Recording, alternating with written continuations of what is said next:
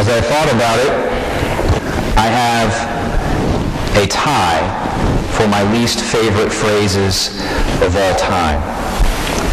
The first one stems from my days with all of my younger brothers and sisters growing up behind me. And when I was when I was in high school, I think there were 9 younger brothers and sisters for most of that time. So maybe you'll understand. But the first of my least favorite phrases comes from those days, and it is this: "We are Barney and the Backyard Gang."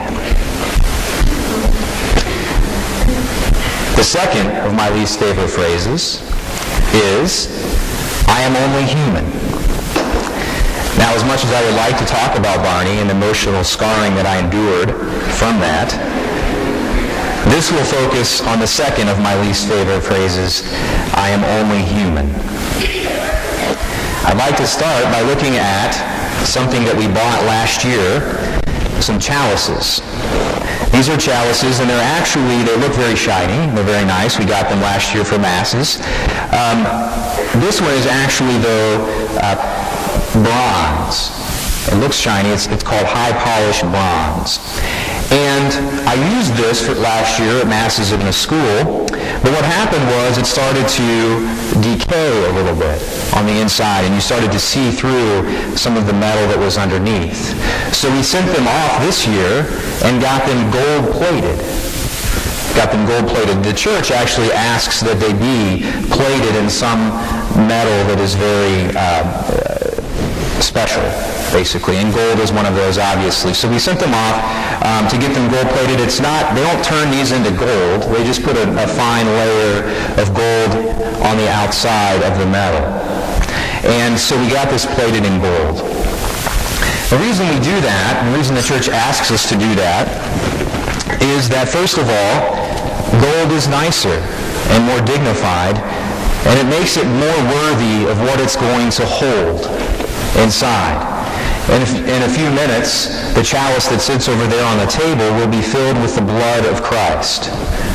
And so, the church asks that we try, to the best of our ability, to make the insides of the chalice, worthy as far as possible of that task.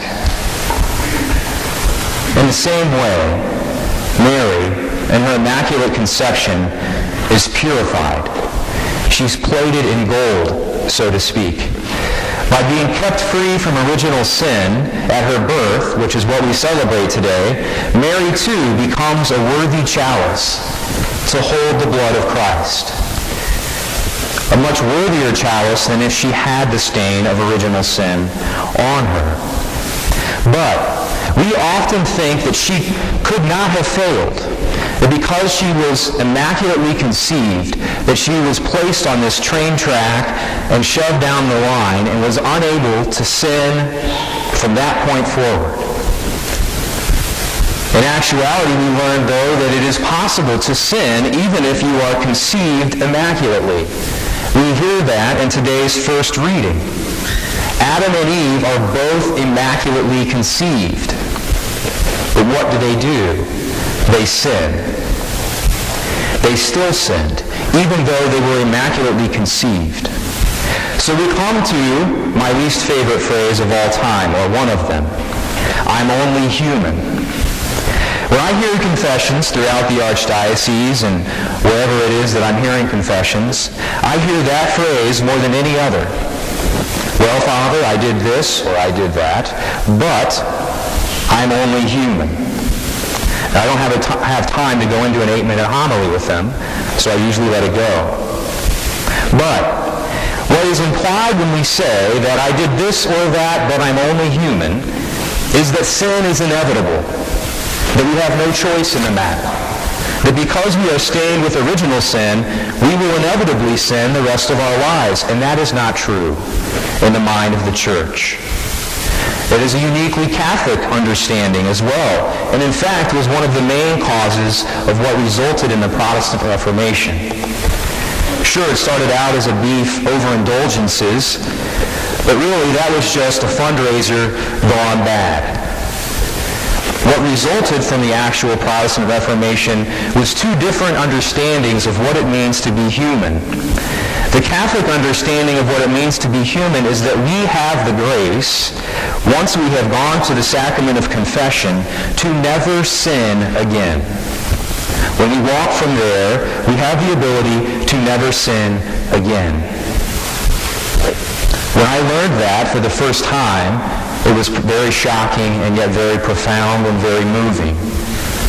We believe as Catholics that there have been other people throughout the history of our church that have at some point in their lives proceeded to live lives that were sinless.